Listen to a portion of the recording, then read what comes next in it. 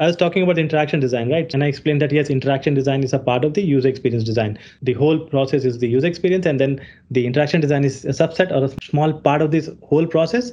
And that's why, like everything what we are doing, whether we are creating a user interface design or creating the interaction design or doing the research, everything, whatever you're doing, at the end, the objective is to provide good experiences to the users. So now, since this workshop is about interaction design, so let's understand what makes good interaction. So these are like the 5, 6 different things that is part of the interaction design, and these are basically called as the 5 dimensions of interaction design.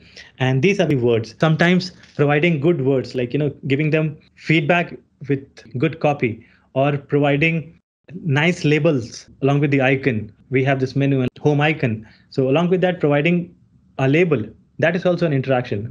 And also what happens later on after that, once the user is actually interacting with that label. Similarly, the buttons, the label that's added on that, that's again like part of this interaction. So all these things like mixed together, like the words, the physical space will be the where he's using. Is he using the experiences, or will use the experience on a mobile device or a laptop? And then time also. Time is basically the response, like how much time it took to provide the response and the feedback to the user.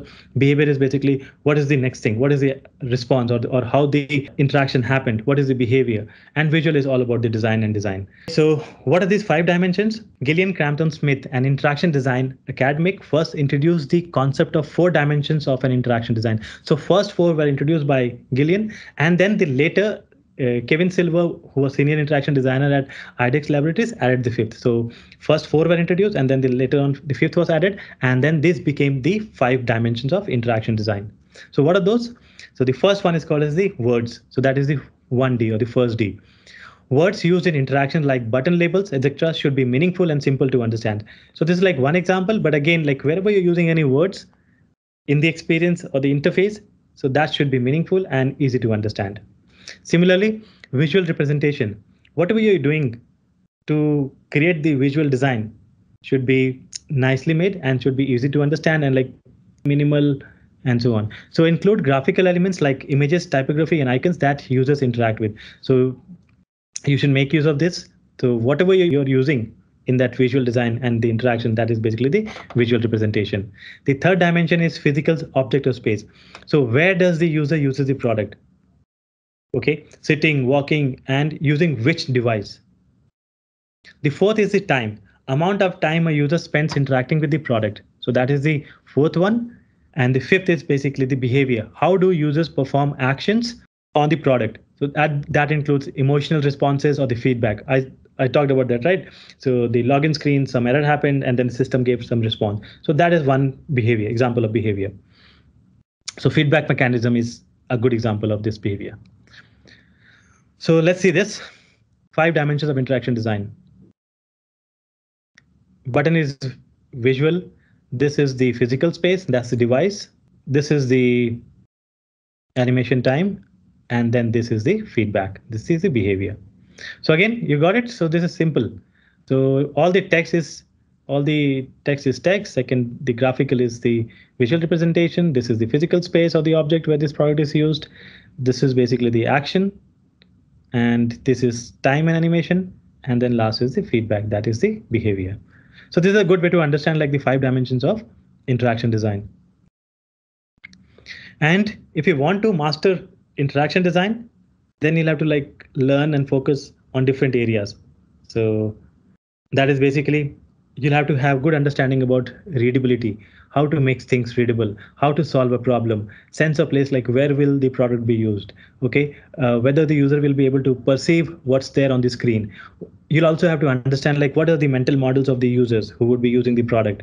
Similarly, what should be the different interactions, either like somebody hovers on something, how to use gestures, how to make good use of copy, then visual design, then how to create consistency, like what are the different laws of design or principles of design, how to create or develop trust using the designs. Similarly, how to give feedback on errors, and also how to prevent errors, how to make easy experiences or the interaction in order to make it learnable. And similarly, as I said, like error prevention and all those things, like basically the feedback, and then the how to reduce the cognitive load. Similarly, indicators showing the progress bar, validating, giving them responses, affordances, then hierarchy of information, engagement, a lot of different things. And these are like small things, but again, Everything when comes together makes a great interaction. So you should know like how to make good use of good copy along with sense of place and feedback to provide good experience. So we make or mix a lot of these things when working on any interaction design. Similarly, a lot of this laws, psychology, fits law, like click depth, like when we're creating the interaction, what level of depth we should have, how many clicks we should be providing them the final answer or the information. Fine. So all those things we take care of when designing interaction. These are like small important things. So that's why I've presented that here. There are like different principles also. Okay. Whenever we are creating interaction design, we should first understand like what is the user's mental model and how are we able to understand that by doing research. Okay, like in the UX process, how we do research. So interaction designer also does research or makes use of the research done by the other research team or research people. So he tries to understand like what are the existing mental models of the user and then creates experiences that matches the interaction design experience and their expectations. Similarly, learnability, make user interactions easy to learn and remember, right? So people should be able to learn on their own. Your interaction should be very simple. Similarly, functionality. So whatever you're creating, the functions you're creating or developing should be minimal. So it should be easy. User control. Allow the user to control, trust, and explore. Don't make your solution rigid. Okay. Let them have control over the interactions too.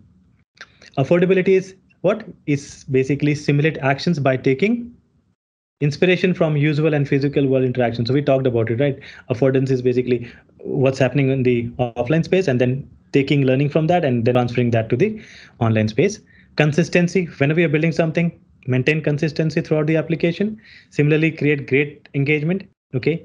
And then if there is an error, there's some problem, provide them feedback and invite interactions through intuitions and interactive media. You should be able to perceive and understand like what it is, and it should be intuitive so that they interact with those interactions. And at the end, cognitive, so having good understanding of cognitive is important. So reduce cognitive load, make the experience easy. So these are the important principles that we take care of like or keep in mind when designing any kind of interaction.